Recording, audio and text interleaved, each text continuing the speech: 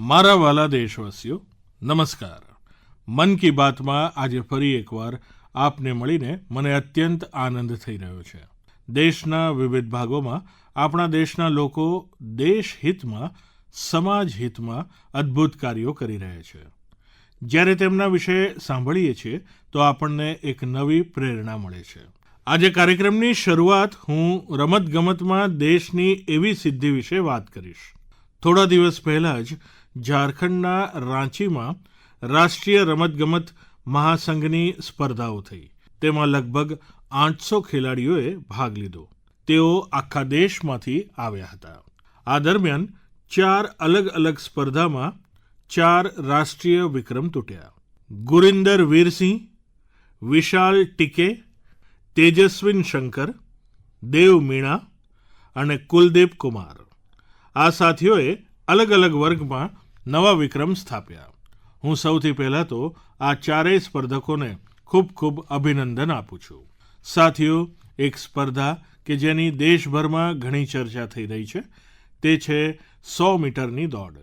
માત્ર 2 દિવસમાં જ પુરુષો માટેની 100 મીટર દોડમાં 3 વાર રાષ્ટ્રીય વિક્રમ તૂટ્યો. જે 2 ખેલાડીઓએ આ કમાલ કરી બતાવ્યો છે તે છે ગુરિન્દર વીરસિંહ અને અનિમેશ કુજુર. મેં વિચાર્યું કે આ વખતે મન કી બાતમાં આ બંને ખેલાડીઓ સાથે વાત કરવામાં આવે. અનિમેશજી નમસ્કાર. ગુરિન્દર વીરસિંહ આપને પણ નમસ્કાર. સત શ્રી અકાલ. નમસ્કાર સર. સરસ ભાઈઓ, તમે તો બહુ મોટી સિદ્ધિ મેળવી છે. તમારી જોડીએ પણ બહુ કમાલ કરી છે. અમે સંગીતમાં તો જુગલબંધી જોઈ હતી, પણ હવે રમતના પડકારમાંય જુગલબંધી હોય છે કે એકવાર એક પડકાર ફેંકે અને પછી બીજો આ પડકાર ઉઠાવી લે, પછી ત્રીજી વાર પણ કરી બતાવે. બહુ રસપ્રદ વિષય રહ્યો છે તમારો. હું ઈચ્છું છું કે મન કી બાતના શ્રોતાઓને ખબર પડે કે આપના વિશે તેમને જાણકારી મળે, તમે જે પરાક્રમ કર્યું છે તેની માહિતી મળે. નમસ્તે સર, મારું નામ અનિમેશ કુજુર. હું 200 મીટર અને 400 મીટર દોડનો રાષ્ટ્રીય વિક્રમ ધારક છું. હું છત્તીસગઢનો રહેવાસી છું સર, અને હાલમાં ઓડિશા તરફથી રમું છું. ગયા વર્ષે એશિયાઈ મેડલ અને વર્લ્ડ યુનિવર્સિટી રમતોમાં હું મેડલ લઈ આવ્યો, અને મેં 2021માં એથ્લેટિક્સમાં ભાગ લેવાનું શરૂ કર્યું. ત્યારે હું સ્કૂલમાંથી પાસ થયો. હું સૈનિક સ્કૂલ અંબિકાપુરમાંથી પાસ આઉટ થયો છું, અને હું પહેલાં ફૂટબોલ રમતો હતો. અને મારા માતા પિતા કોવિડ વખતે મને થોડી છૂટ આપતા હતા કે તું બહાર જઈને દોડ અથવા રમી લે. તો હવે જ્યારે કોવિડ નાબૂદ થવા લાગ્યો ત્યારે મારા ફૂટબોલના જે મિત્રો હતા તેમણે મને કહ્યું કે રાષ્ટ્રીય સ્પર્ધા થવાની છે, તો તેમાં જઈને તું ભાગ લે, અને મેં એ રીતે એમાં ભાગ લીધો. મને ખબર નહોતી કે ત્યાંથી રાષ્ટ્રીય સ્તરની પસંદગી થવાની છે. હું ત્યાંથી રાષ્ટ્રીય કક્ષાએ પસંદ થયો, અને આજે હું ભારતનું આંતરરાષ્ટ્રીય સ્તરે પ્રતિનિધિત્વ કરી રહ્યો છું. અને ગુરિન્દર વીરજી, તમે શું છો? નમસ્તે સર, મારું નામ ગુરિન્દર વીર છે, અને હું ભારતીય નૌકાદળમાં પેટી ઓફિસર છું, અને હું ભારતનો સૌથી ઝડપી દોડવીર છું. હાલમાં મેં 100 મીટરમાં 10.09 સેકન્ડનો રાષ્ટ્રીય વિક્રમ સ્થાપ્યો છે, અને હું પહેલો ભારતીય છું જે 10.1થી ઓછા સમયમાં આ અંતર કાપ્યું છે. અને હું કોશિશ કરી રહ્યો છું કે રમતના મેદાન અને નૌકાદળની વર્દીમાં પણ પોતાના દેશની સેવા કરું. મારા પિતા અને દાદા બંને રમતવીર હતા. આપણા ભારતની સંસ્કૃતિ છે કે જ્યારે પણ કોઈ તહેવાર આવે છે, જેમ કે દિવાળી, નવ વર્ષ વગેરે, તો આપણે પોતાના ઘરની સાફ સફાઈ કરીએ છીએ. એ જ રીતે હું મારા પિતાની ટ્રોફીઓ અને મેડલ સાફ કરતો હતો, તો મને બહુ આનંદ થતો હતો. હું ખૂબ ખુશ થતો હતો.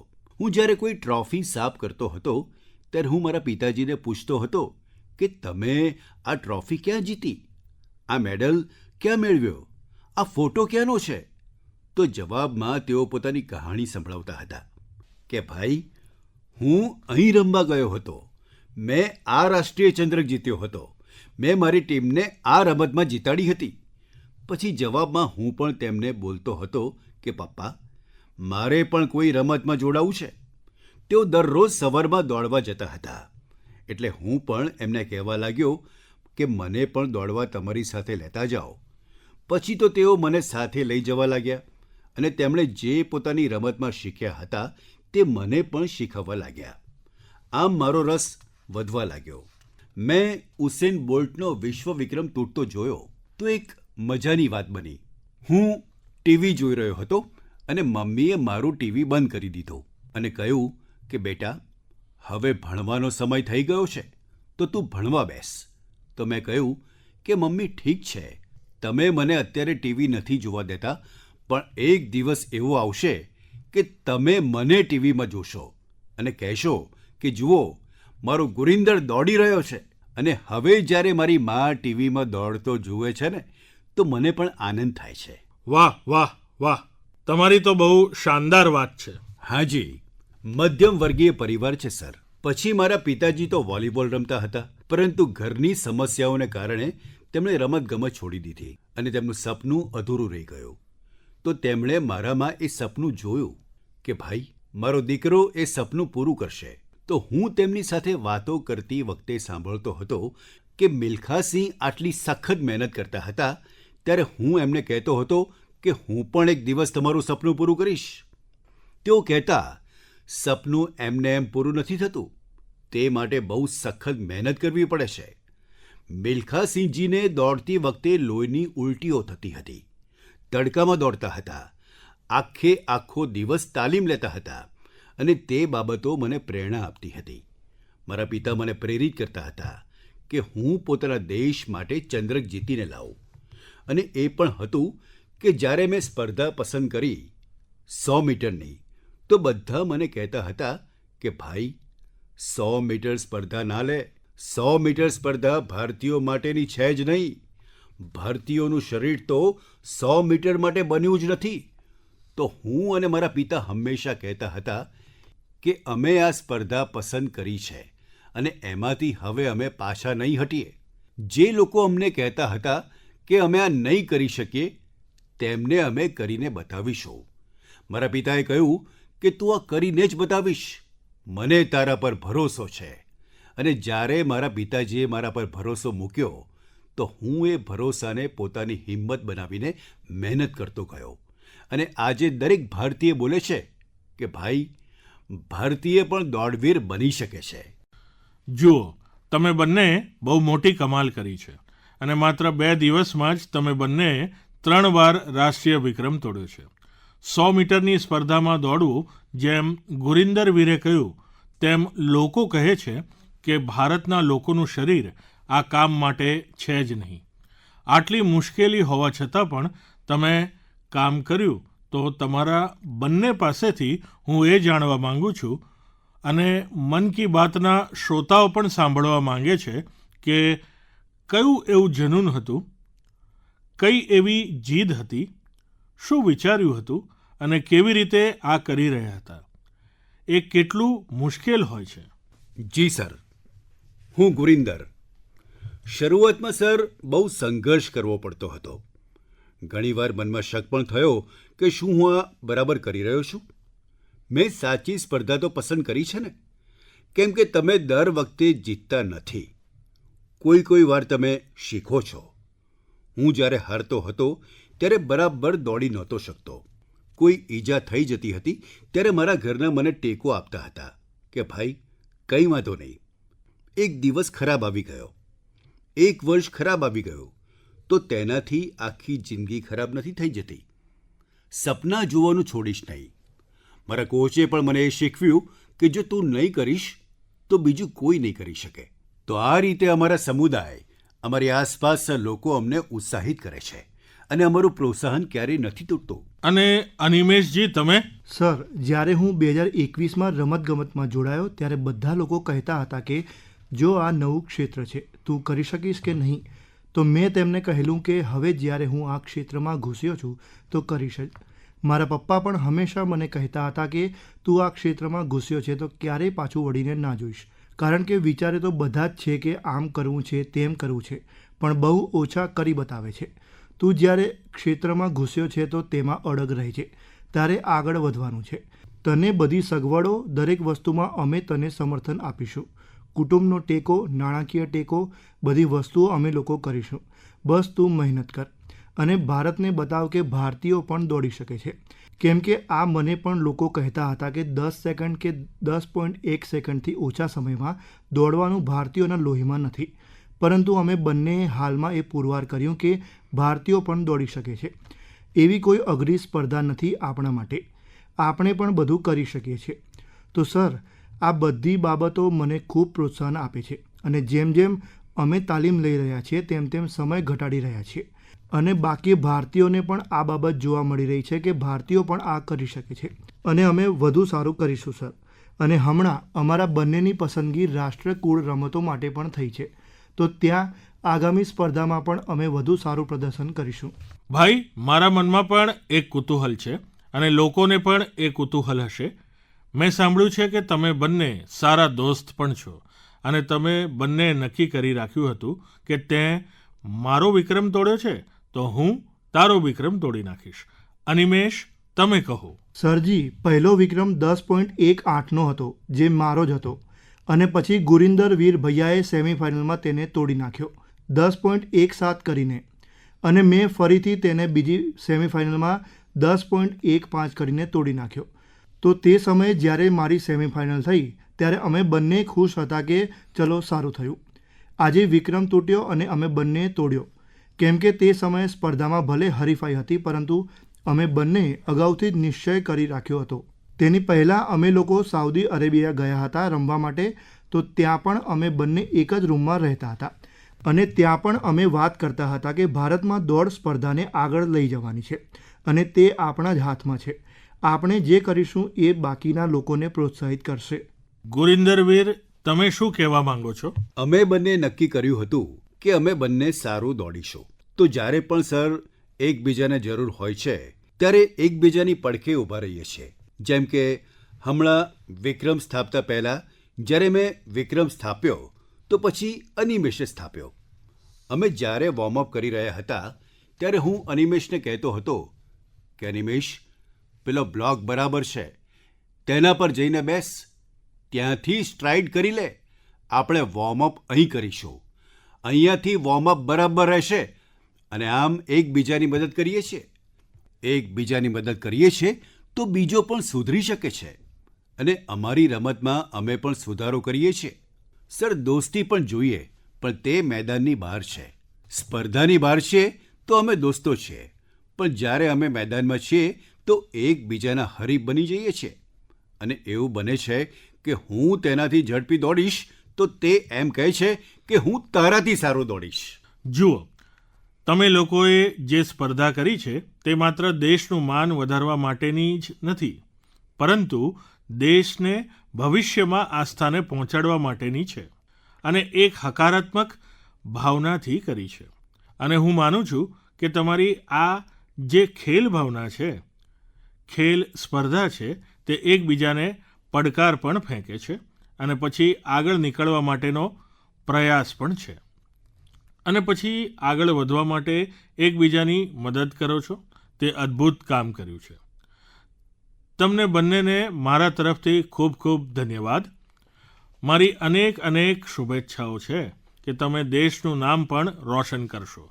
મને બહુ વિશ્વાસ છે કે આ રીતે મહેનત કરતા રહેશો, ખૂબ પ્રગતિ થશે.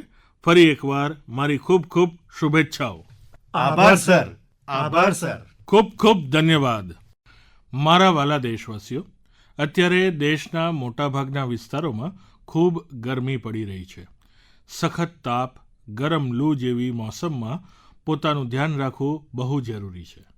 પાણી પીતા રહેજો. તડકામાં જો નીકળવું જ પડે તો થોડું સાચવીને નીકળજો.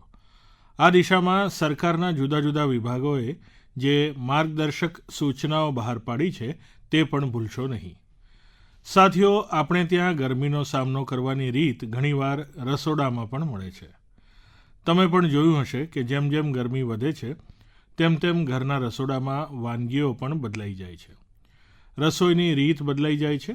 ક્યાંક માટલાનું પાણી પીવા મળે છે, ક્યાંક દહીં જામવા લાગે છે તો ક્યાંક કાચી કેરી ઉકળવા લાગે છે અને પછી શરૂ થાય છે દેશી પીણાનો દોર. આ દેશી પીણાથી આપ પણ પરિચિત છો. તમે જો ઉત્તર ભારતમાં જશો તો ઘણી જગ્યાએ તમને મળશે આમપન્ના, કાચી કેરીનો સ્વાદ અને ગરમીથી રાહત પણ. પંજાબ હરિયાણા જશો તો લસ્સી મળી જશે, મોટો ગ્લાસ ભરીને લસ્સી. રાજસ્થાન અને ગુજરાતમાં છાશ જાણે દરેક ભોજનની સાથી બની જાય છે. અને બિહાર, ઝારખંડ, પૂર્વી ઉત્તર પ્રદેશમાં સત્તુનું શરબત, તેની તો વાત જ અલગ છે. પેટ પણ ભરાય અને શક્તિ પણ આપે. કોંકણ અને ગોવામાં કોકમ શરબત અને સોલકડી. દક્ષિણ ભારતમાં પાનકમ, નીરમોર, સંભારમ અને ઓડિશામાં બેલપના. તે માત્ર પીણું નથી, ભારતના જુદા જુદા ક્ષેત્રની પરંપરાનો એક ભાગ છે. અને તેમાં એક ભારત શ્રેષ્ઠ ભારતની ભાવનાની ઝલક પણ મળે છે. અને એક વાત જરૂર ધ્યાન રાખજો, એમાંની મોટાભાગની ચીજો આપણા રસોડામાંથી જ નીકળે છે, આપણા ખેતરવાડીમાંથી જ નીકળે છે. કોઈ મોટું નામ નથી, પરંતુ પેઢીઓનો અનુભવ તેમાં સમાયેલો છે. તમે પણ ઉનાળામાં આવા પીણાઓનો ખૂબ આનંદ માણજો. સાથીઓ, ઉનાળો આવતા જ વધુ એક ચર્ચા દરેક ઘરમાં શરૂ થઈ જાય છે, અને તે છે કેરીની ચર્ચા. કેરી જાહેર ચર્ચાનો વિષય બની જાય છે. ભારતમાં કદાચ કોઈ એવું ઘર હશે કે જ્યાં ઉનાળામાં કેરીની વાત ન થતી હોય. દરેક પ્રદેશની પોતાની કેરી, પોતાનો સ્વાદ અને પોતાની સોડમ. મહારાષ્ટ્ર અને કોંકણની હાફૂસ આલ્ફાન્ઝો અને ગુજરાતની કેસર તો કેરીના રસનો પણ પ્રાણ છે. ઉત્તર પ્રદેશની દશેરી અને મારી કાશીનો લંગડો. જો કે લંગડા કેરીની એક ખાસ વાત હોય છે કે પાક્યા પછી પણ તેનો રંગ મોટે ભાગે લીલો જ રહે છે.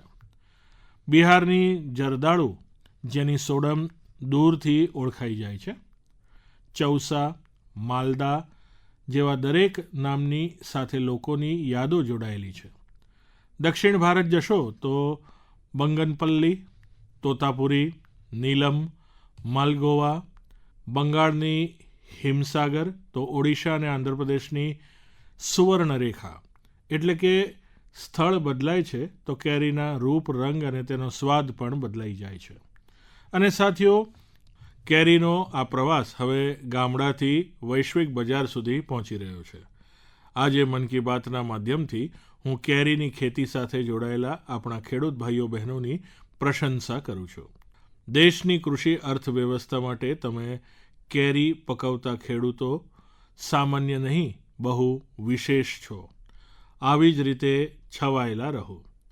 સાથીઓ, ગરમીના આ દિવસોમાં આમ તો શાળાઓમાં રજા હોય છે, પરંતુ હું એક એવા વર્ગની વાત કરીશ જેમાં તમને પ્રવેશ મેળવવાનું મન થશે. સાથીઓ, એક સ્થિતિની કલ્પના કરો, એક એવી શાળા જ્યાં બાળકો પણ આવે છે, યુવાનો પણ આવે છે અને વડીલો પણ. ત્યાં કોઈ ફી ના હોય, કોઈ મોટી ઇમારત ન હોય, કોઈ વર્ગખંડ પણ ન હોય, અને સૌથી રસપ્રદ બાબત કે ત્યાં વર્ગ નદીમાં ચાલતો હોય. સાથીઓ, આ કોઈ વાર્તા નથી, આ એક સાચો પ્રયાસ છે. કેરળમના આલુવામાં સાજી વલાશેરીલજી એવી જ એક સ્વિમિંગ ક્લબ ચલાવી રહ્યા છે. અત્યાર સુધીમાં 15,000થી વધુ લોકો અહીં તરવાનું શીખી ચૂક્યા છે. સાજીજીએ દિવ્યાંગ બાળકોને પણ તરતા શીખવ્યું છે. આ પ્રયાસ પાછળ એક પીડા પણ છુપાયેલી છે. થોડા વર્ષ પહેલાં એક હોડી દુર્ઘટનામાં કેટલાય વિદ્યાર્થીઓના મૃત્યુ થઈ ગયા હતા. આ ઘટનાએ સાજીજીને અંદર સુધી હચમચાવી દીધા. તેમણે વિચાર્યું, જો બાળકોને તરતા આવડતું હોત તો કદાચ કેટલાયના જીવ બચી જાત. બસ અહીંથી શરૂ થયું તેમનું આ અભિયાન. સાથીઓ, સાજીવાલા શેરીલજીનું જીવન આપણને એક મોટો બોધપાઠ આપે છે. સેવા કરવા માટે બહુ મોટા સાધનની જરૂર નથી હોતી. જરૂર હોય છે એક શુભ ઈરાદો અને સતત કરવામાં આવેલા પ્રયત્નો. તેના આધારે હજારો લોકોના જીવનમાં પરિવર્તન લાવી શકાય છે. મારા વાલા દેશવાસીઓ, પાછલા દિવસોમાં મને યુરોપના નીધરલેન્ડ જવાની તક મળી. ત્યાં હું અનેક મિટિંગોમાં સામેલ થયો. તે દરમિયાન એક એવી ક્ષણ આવી જેણે દરેક ભારતીયને ગર્વથી ભરી દીધો. નેધરલેન્ડમાં આયોજિત એક વિશેષ સમારોહમાં ચૌલા કાળના પ્રાચીન તામ્રપત્રો ભારતને પાછા સોંપવામાં આવ્યા. આ કાર્યક્રમમાં નેધરલેન્ડના પ્રધાનમંત્રી પણ ઉપસ્થિત રહ્યા હતા. આ તામ્રપત્રોને લઈને મને દેશ વિદેશથી સતત સંદેશા મળી રહ્યા છે. લોકો ખુશી વ્યક્ત કરી રહ્યા છે, ગર્વ વ્યક્ત કરી રહ્યા છે. દુનિયાભરના તમિલ સમુદાયમાં પણ આ બાબતે વિશેષ ઉત્સાહ છે. સાથીઓ, આ તામ્રપત્રો બાબતે લોકોમાં સારી એવી જિજ્ઞાસા પણ છે. તેથી આજે હું તેની સાથે જોડાયેલી કેટલીક વાતો આપની સાથે વહેંચવા ઈચ્છું છું. તેમાં 21 મોટા અને 3 નાના તામ્રપત્ર છે. એ મુખ્યત્વે રાજા રાજેન્દ્ર ચોલા પ્રથમ દ્વારા તેમના પિતા રાજા ચોલાના એક વચનને પૂરું કરવા સાથે જોડાયેલા છે. તેમાં આનય મંગલમ ગામને એક બૌદ્ધ વિહારને દાનમાં આપવાનો ઉલ્લેખ છે.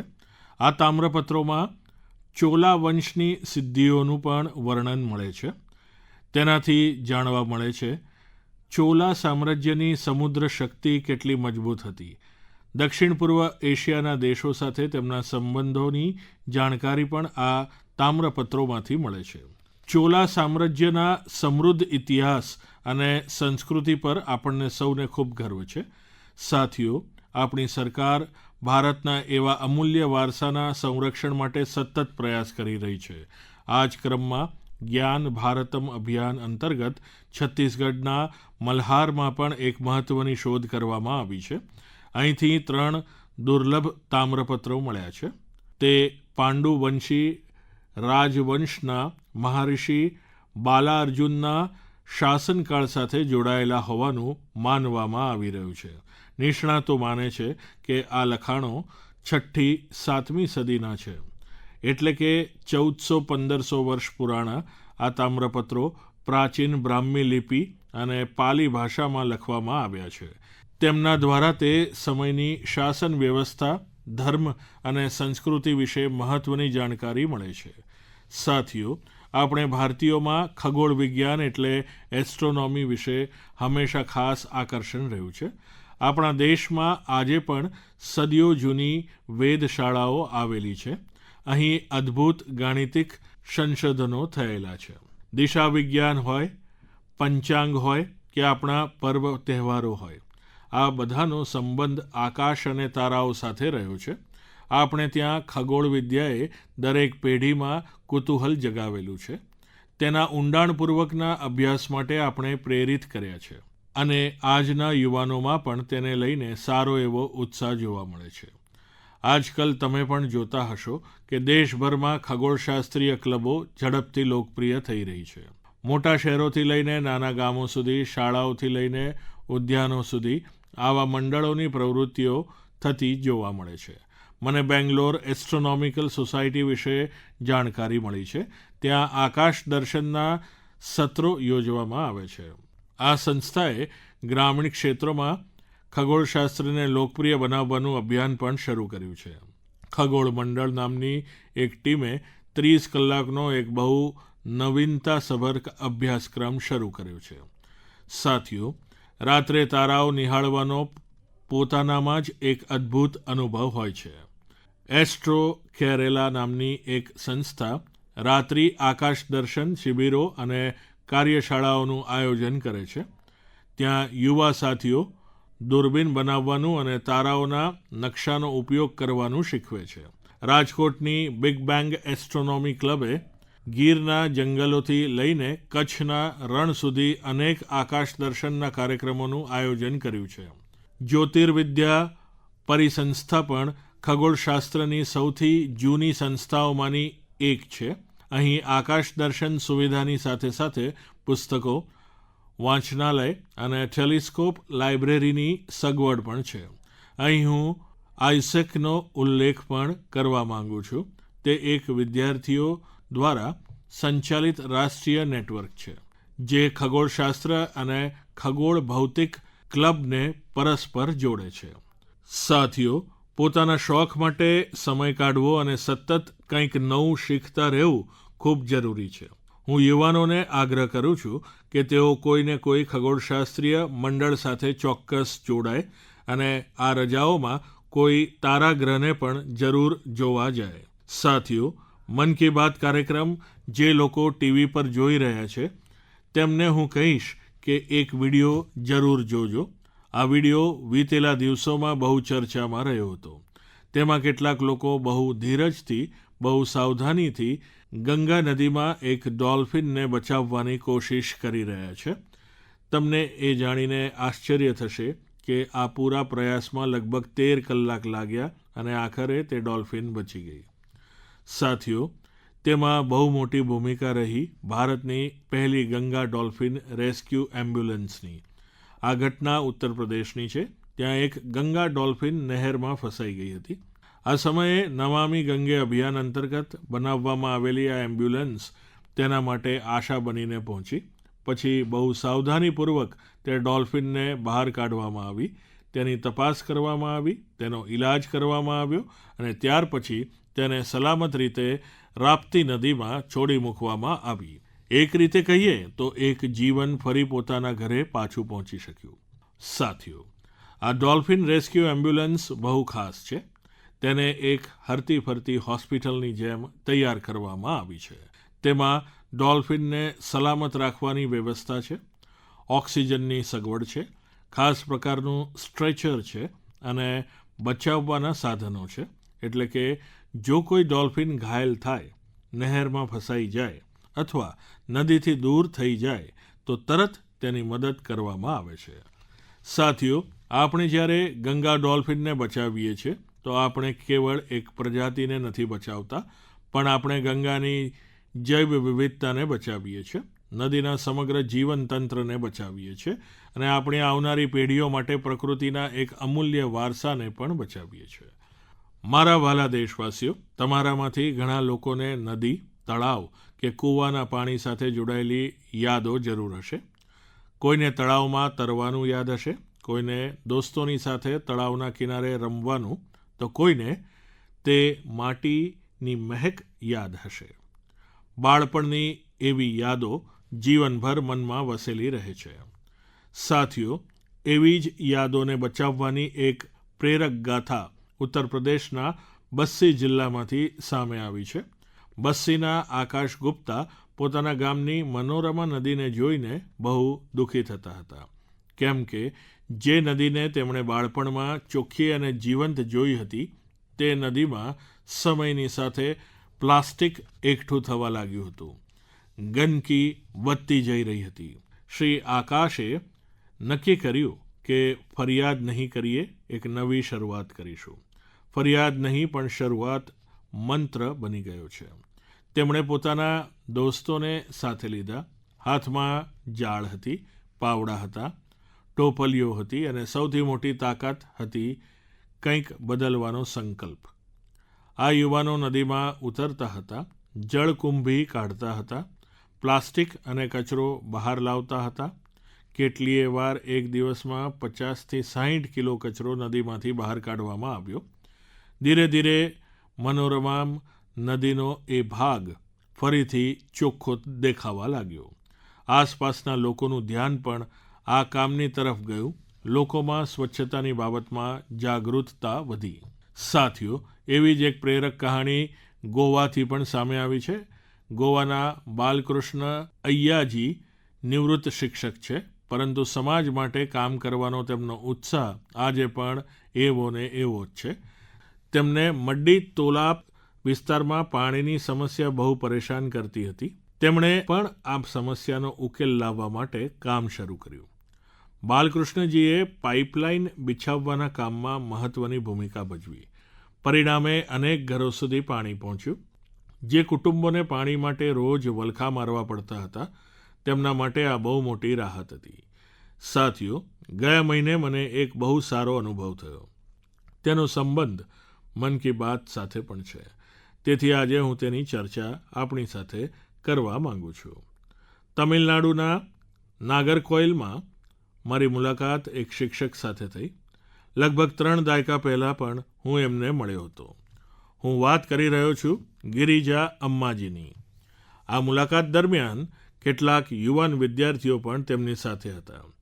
સાથીઓ, ગિરિજા અમ્માજી લગભગ 15 શાળાઓ ચલાવે છે. તેમાં ચેન્નઈનું જયગોપાલ ગરોડિયા હિન્દુ વિદ્યાલય પણ મુખ્ય છે. તેની દેશભક્તિની ભાવના દરેક ભારતવાસીને પ્રેરિત કરનારી છે. તેમણે મન કી બાતમાંથી પ્રેરણા લઈને દેશના અનેક સૈનિકો માટે યોગદાનનો સંકલ્પ કર્યો. તે માટે તેમણે પોતાની તમામ શાળાઓના વિદ્યાર્થીઓને પ્રેરિત કર્યા. તેમણે બાળકોને કહ્યું કે તેઓ વીર જવાનો માટે દરરોજ ₹1નો ફાળો આપે, એટલે કે એક વર્ષમાં દરેક વિદ્યાર્થી તરફથી ₹365 જમા એકઠા થયા. આ નાના યોગદાનમાંથી લગભગ ₹40 લાખ એકઠા થયા. ગિરિજા અમ્માજીએ આ પૂરી રકમનો ચેક મને સોંપ્યો. તેમની સાથે વાતચીત દરમિયાન મને અનુભવ થયો કે મા ભારતી પ્રત્યે તેમનું સમર્પણ કેટલું ગહન છે. ગયા વર્ષે જ ચેન્નઈના પહેલા હિન્દુ વિદ્યાલયે પોતાના 50 વર્ષ પૂરા કર્યા છે. દેશનું શિક્ષણ અને સાંસ્કૃતિક ગૌરવને આગળ વધારવામાં આ શાળા સમૂહની ભૂમિકા બહુ પ્રશંસનીય છે. હું તેની સાથે જોડાયેલા તમામ લોકોને ખૂબ ધન્યવાદ આપું છું અને આપણા વીર સૈનિકો માટે ફાળો આપનારા એ વિદ્યાર્થીઓની પણ ખાસ પ્રશંસા કરું છું. સાથીઓ, ભારતના દરેક ગામમાં, દરેક શહેરમાં કંઈક ને કંઈક એવું થઈ રહ્યું છે જે આપણને પ્રેરણા આપે છે. ઘણીવાર આ પ્રયત્નોની ખાસ ચર્ચા નથી થતી, પરંતુ જ્યારે આપણે તેમના વિશે જાણીએ છીએ તો તે વિશ્વાસ વધુ દ્રઢ થાય છે કે દેશ પોતાના લોકોની શક્તિથી આગળ વધી રહ્યો છે. મારો આપને આગ્રહ છે કે તમારી આસપાસ આવા પ્રયત્નોને જરૂર જુઓ. જે લોકો સમાજ માટે સારું કામ કરી રહ્યા છે તેમને ઓળખો, તેમની પ્રશંસા કરો, તેમની પાસેથી કંઈક શીખો અને જો બની શકે તો પોતે પણ કોઈ સારા કામ સાથે જોડાઓ. આવતા મહિને મન કી બાતમાં હું કેટલીક વધુ પ્રેરક ગાથાઓ સાથે હું આપની સાથે ફરી જોડાઈશ. ખૂબ ખૂબ ધન્યવાદ. નમસ્કાર.